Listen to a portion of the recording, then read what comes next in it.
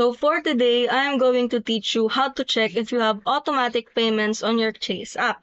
So first, you need to open your Chase application on your device, and after that, you need to enter your credentials for you to able to access your account by clicking the sign in.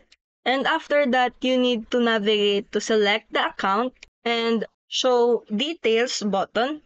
After that, you can view, edit, or cancel your automatic payment by clicking the manage for you to able to tender or modify which you wanted to edit or even cancel your automatic payment. And that's how you check if you have any automatic payments on your Chase app.